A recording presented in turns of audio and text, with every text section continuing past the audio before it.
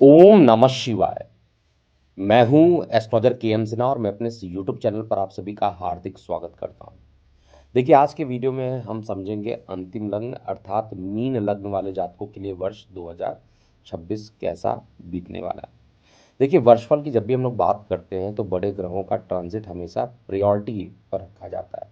छोटे ग्रहों का भी परमुटेशन कॉम्बिनेशन बनाया जाता है और उनकी जो युति बनती है उस पर कुछ एक प्रकार से कहा जाए डेट को कैलकुलेट किया जाता है। तो इस पूरे वीडियो में आपको पता चलेगा कि आपका वर्ष 2026 बड़े ग्रहों का क्या प्रभाव होने वाला है, आपके स्वास्थ्य की क्या स्थिति होने वाली है, आपके करियर की स्थिति क्या रहेगी, आपका फाइनेंस कैसा रहने वाला है, पारिवारिक स्थिति कैसी रहेगी, स्टडी कैसा रहना यानी शिक्षा कैसा रहेगा, जीवन साथी और बिजनेस पार्टनर को लेकर कैसा रहने वाला, और भी कुछ स्पेशल चीज़ें हम इस पूरे वीडियो में समझेंगे। तो सबसे पहले हम स्टार्ट करते हैं जो बड़े ग्रह होते हैं उसमें शनि देव, बृहस्पति देव और राहु केतु को हम लोग चेक करते हैं। तो सबसे पहले हम लोग बात करते हैं और चार्ट में यहाँ पर ओपन कर ले रहा हूँ। तो लगन जो आपका जो लग्नेश है, जो देवगुरु बृहस्पति आपके लगन के लॉर्ड भी हैं, 1 जनवरी से लेकर 2 जून 2026 आपके लगन से चतुर्थ भाव में मिथुन राशि में सुख स्थान पर ही रहने वाले।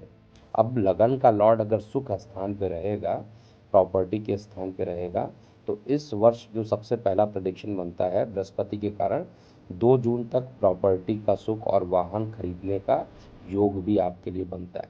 माता के स्वास्थ्य में सुधार भी होगा पहले के रिस्पेक्ट में, और मानसिक स्थिरता भी आपको मिलेगा। ये समय जो रहेगा बृहस्पति के रिस्पेक्ट में आपके लिए बेहद अच्छा रहने वाला है। उसके बाद क्या होगा, बृहस्पति क्योंकि अतिचारी गति कर रहे हैं 2 जून से 31 अक्टूबर तक, ये आपके लिए वर्ष का सबसे शुभ समय बृहस्पति के गोचर का होगा। एक तो लगन के लॉर्ड उच्च के पंचम में हो जाएंगे, तो लग्नेश जब भी उच्च के होंगे तो संतान से सुख की प्राप्ति, जिनकी प्रेगनेंसी नहीं हो पा रही है उनको संतान का सुख मिल सकता है, और जिनके संतान हैं उनके संतान के लिए कुछ अच्छे योग भी यहाँ पर बृहस्पति देव बनाने वाले हैं। अब हम बात करते हैं, क्योंकि चतुर्थ पंचम भाव जो होता है प्रेम प्रसंग का भी होता है, आध्यात्मिक और बुद्धि की भी बात की जाती है, मतलब आपका जो मानसिक पूरे तरीके से मस्तिष्क की जो बात की जाती है वो भी पंचम है। तो ये सब कुछ आपके लिए काफ़ी अच्छा बृहस्पति देव के रिस्पेक्ट में यहाँ पर दिख रहा है। धार्मिक यात्रा के जो योग बनते हैं, क्योंकि जहाँ पर ये उच्च के होंगे वहाँ से नवम भाव को देखेंगे, तो ये काफ़ी अच्छा रहेगा। 2 जून तक करियर के लिए सबसे अच्छा रहेगा, और ये समय बृहस्पति देव जो रहेंगे आपके लिए एक प्रकार से कहा जाए तो गोल्डन पीरियड आपके लिए ये रहेगा। अब ये केवल गोचर का परिणाम है। तो 31 अक्टूबर से वर्ष के अंत तक बृहस्पति आपके रोग स्थान पे चले जाएंगे, केतु के साथ युति भी करेंगे, तो धन यानी संचित धन को बहुत ज़्यादा खर्च करने की कोशिश करेंगे, और रोग भाव में ये रहने वाले हैं। तो रोग भाव में रहने के कारण रोग आपके बढ़ सकते हैं, विशेष रूप से जो ईएनटी पोर्शन है, नाक कान गले से रिलेटेड जो है वो परेशानी होगी। फाइनेंशियल रूप से भी आप थोड़ा परेशान हो सकते हैं। जिनको थायराइड रिलेटेड परेशानी है उनको भी कुछ ना कुछ परेशानी डेवलप करेंगे, और संचित धन कम होना प्रारंभ हो जाए, क्योंकि खर्च को देखेंगे, और बृहस्पति जो खर्च को देखेंगे तो आपके खर्च को भी यहाँ पर बढ़ाने की कोशिश करेंगे। किसी भी काम को करेंगे उसमें कुछ ना कुछ जो शत्रु रहेंगे वो आपके सक्रिय हो जाएंगे। तो ओवरऑल एक ही लाइन कहूँगा कि 31 अक्टूबर से पहले जो भी काम करना है वो आप कर सकते हैं। अब हम शनिदेव की बात करते हैं। देखिए, शनिदेव लग्न में स्थित रहेंगे। शनिदेव पूरे वर्ष आपके लगन में ही रहेंगे, मीन राशि में, और इनकी जो दृष्टि पड़ेगी एक तो आपके मेहनत पे पड़ेगी, छोटे भाई बहनों पर पड़ेगी। इसके अलावा शनि की जो सप्तम दृष्टि पड़ेगी आपके जीवन साथी बिजनेस पार्टनर पर पड़ेगी, और जो दशम दृष्टि होगी वो आपके करियर पर पड़ने वाली है। तो क्या परिणाम रहने वाला है, एक तो छोटे भाई बहनों के जो मेहनत होंगे काफ़ी बढ़ेंगे, उनके नेम फेम भी उसी अनुपात में बढ़ेंगे, क्योंकि शनिदेव जब नेम फेम को देखते हैं तो आपको मेहनत कराएंगे, आपके मित्र हैं उनके साथ आपकी दृढ़ता बढ़ाएंगे और साथ में छोटे भाई बहनों को भी लॉन्ग टर्म के लिए अच्छा रिजल्ट देने वाले हैं। जीवन साथी के साथ भी संबंध आपके मधुर रहेंगे।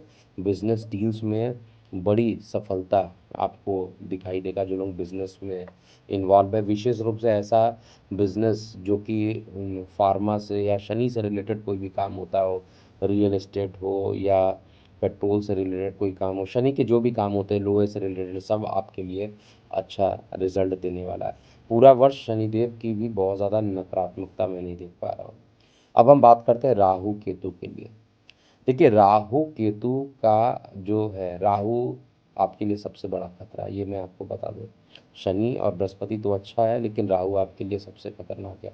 द्वादश भाव में राहु जाकर बैठा है। वर्ष 2026 में अगर आपने डॉक्यूमेंटेशन अच्छा नहीं रखा है तो आपको लीगल मामले में फंसा सकता है। जेल यात्रा तक के भी योग मीन लग्न में बना सकता है। इसलिए कोई भी काम करना हो, ये लीगल जो कंसल्टेशन होता है उसको करके ही आप कीजिएगा।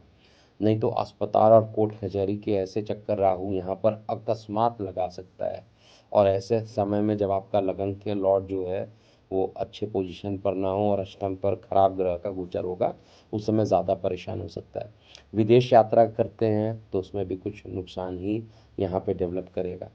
13 फरवरी से 27 अप्रैल 2026 ये रेड अलर्ट का समय है। क्यों रेड अलर्ट है? क्योंकि आपके लगन से जो द्वादश भाव है वहाँ पर सूर्य, मंगल, बुध, केतु, बुध, शुक्र और चंद्रमा, राहु सभी एक जगह रहेंगे। और उस पर बृहस्पति देव की भी दृष्टि पड़ेगी, साथ में कहा जाए तो उस पर केतु की भी दृष्टि पड़ेगी। तो कुल मिलाकर ये समय आपके लिए अच्छा नहीं है। तो बहुत ज़्यादा कठिन समय ये हो सकता है। अकस्मात हॉस्पिटलाइजेशन, अकस्मात कोई ना कोई मुसीबत आ जाए। इसलिए ये टाइम जो है आपको बेहद सावधानी रहना रहना चाहिए और लीगल रूप से परेशान ना हो, इसलिए ऐसा उपाय करके चलिए। पहले से ही उसको जांच कर या कुछ एडवाइजरी से आप कुछ कंसल्टेशन वगैरह ले सकते हैं लीगल रूप से, जिससे कि आपको कोई बाद में रिग्रेट करने की ज़रूरत ना हो। केतु जो रहेगा वो रोग भाव में गोचर कर रहे हैं, तो शत्रुओं को तो ये कम करेगा, लेकिन साथ में वहाँ पर बैठकर संचित धन को भी देख रहे हैं, तो संचित धन को लेकर परेशानी ये डेवलप कर रहेगा। परिवार से दूरी भी बढ़ाएगा। इस वर्ष यात्राएं इतनी ज़्यादा होंगी कि परिवार को आप ज़्यादा समय नहीं दे पाएंगे। अब हम पॉइंट टू पॉइंट बात करते हैं स्वास्थ्य को लेकर। सबसे पहले देखिए, वर्ष 2026 स्वास्थ्य के दृष्टिकोण से ठीक रहेगा, ये अच्छा रहने वाला। कुछ मंथ ऐसे हैं जिसमें आपको ध्यान देना है। अब मार्च और अप्रैल 2026 क्या क्या हो सकता है? वायरल इन्फेक्शन हो सकता है, फीवर जिसको कहा जाता है, फीवर हो सकता है, दुर्घटना के भी योग या कोई बड़ा नुकसान इस ड्यूरेशन में होगा। तो मार्च अप्रैल में तो कोई भी काम मत कीजिए। सितंबर 2026 संतान के स्वास्थ्य को लेकर कुछ ना कुछ परेशानी आपके ऊपर बनी रहेगी। 31 अक्टूबर से वर्ष के अंत तक माता पिता के स्वास्थ्य को लेकर आप काफ़ी परेशान रहेंगे।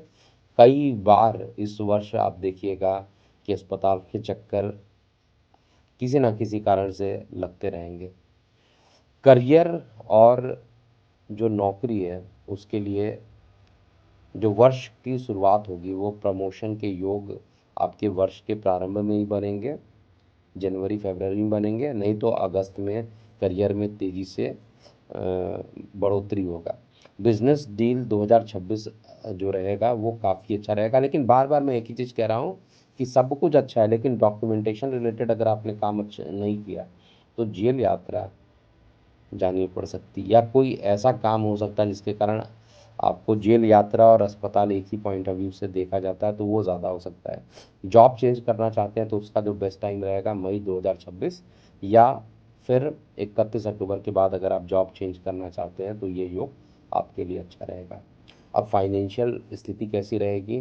तो सबसे पहला जो है, संचित धन जो है वो नहीं बढ़ने वाला। इनफैक्ट कहा जाए तो सेविंग है वो खर्च ज़्यादा रहेगा, और कर्ज लेकर कोई काम करना इस समय आपके लिए खतरनाक रहेगा।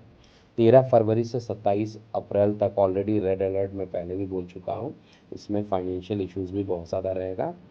परिवार को समय कम देने के कारण कुछ ना कुछ परेशानी रहेगी, और माता-पिता और संतान के सेहत पर जो कुछ खर्च है, मैंने कुछ डेट ऑलरेडी बताया हुआ है। 31 अक्टूबर से दिसंबर तक का जो समय किसी न किसी कारणवश ये रहेगा। ये समय थोड़ा-सा वर्ष का अंत जैसे बीतेगा, चुनौतीपूर्ण आपके लिए रहेगा। वर्ष का प्रारंभ आपके लिए अच्छा रहेगा। शिक्षा की बात किया जाए तो वर्ष 2026 जो है प्रतियोगी परीक्षा में शानदार सफलता मिलेगा जो विद्यार्थी वर्ग है। उच्च शिक्षा के योग है, चाहे वो विद्यार्थी वर्ग है, चाहे जो भी हो। आप अगर शिक्षा करना चाहते हैं, काफ़ी दिनों से शिक्षा में मन नहीं लगता था, ऐसे लोगों के भी शिक्षा में मन लगना प्रारंभ हो जाए, क्योंकि बृहस्पति देव शिक्षा के कारक हैं। 5 भाव के कारक होते हैं, इसमें पंचम भी आता है, द्वितीय भी आता है, नवम, दशम, एकादश भी आता है। तो ये काफ़ी अच्छा रहने वाला है, और यात्राएं भी काफ़ी होंगी। उपाय के लिए एक तो विष्णु सहस्त्र नाम का वर्ष 2026 में आपको पाठ जरूर करना चाहिए, और गुरु का जो बीज मंत्र होता है, हम ग्रांग ग्रीं ग्रौंग सा गुरुवे नमः, यही आपके लिए हीरो है। इसको आपको करना चाहिए। शत्रु से बचने के लिए आदित्य हृदय स्तोत्र का पाठ कीजिए, जिससे लीगल मामलों में भी आपको बचाव मिलेगा। और बहुत ज़्यादा अगर आप परेशान हो गए, बंधन योग हो जाता है, या अस्पताल में कोई एडमिट है, आप निकल ही नहीं पा रहे हैं, तो ऐसे कंडीशन में आपको राहु शांति की पूजा कर लेना चाहिए। ओम नमः शिवाय का जाप प्रतिदिन आपको करना चाहिए, क्योंकि चंद्रमा आपके पंचमेश हैं। तो जितना ज़्यादा मानसिक रूप से आप परेशान, मानसिक रूप से जितना ज़्यादा आप स्ट्रांग रहेंगे, उतना ज़्यादा आप बाकी चीज़ों में भी स्ट्रांग हो जाइएगा। तो कुल मिलाकर कहा जाए तो वर्ष का जो अंत है वो थोड़ा कठिनाई पूर्वक है। वर्ष का प्रारंभ कुछ दिनों के लिए तो परेशानी देने वाला है, लेकिन बाकी समय आपके लिए अनुकूल रहेगा। मैं ये देख पा रहा हूँ कि पूरे विश्व के लिए 2026 एक खतरनाक समय रहेगा, लेकिन डिस्क्लेमर ये भी देना चाहता हूँ, ये गोचर का परिणाम है, इसको अंतिम परिणाम नहीं मान सकते। आपकी दशांतर दशा अलग होगी, लेकिन गोचर में सभी लोगों पर ये एक जैसा प्रभाव देगा। किसी पर ज़्यादा होगा, किसी पर कम होगा, वो आपकी दशांतर दशा पर बेस्ड होगा। तो मैं भगवान भोलेनाथ से यही प्रार्थना करता हूँ कि ये वर्ष 2026 विश्व में कल्याण रहे। विश्व में जो भी अशांति आने वाली है, जिसको मैं चेक किया हूँ, वो परेशानी ख़त्म हो जाए और ये वर्ष अच्छा बीते। ये मैं भगवान भोलेनाथ से प्रार्थना करता हूँ, और आप लोगों को भी वर्ष 2026 की पहले से ही हार्दिक बधाई देता हूँ। और जो भी होना है वो होगा, लेकिन जो उपाय करेंगे उनको ज़रूर यहाँ पर ये फलित होगा, अच्छे रिजल्ट मिलेंगे। मैंने एक एक पॉइंट को विस्तृत रूप से देखा है और पॉइंट टू पॉइंट बात करने की कोशिश की है। तो आप अपनी प्रतिक्रियाएं जो है कमेंट सेक्शन में लिखिएगा। और अभी के लिए इतना ही। मैं हूँ एस्ट्रोलॉजर के एम सिन्हा। ओम नमः शिवाय।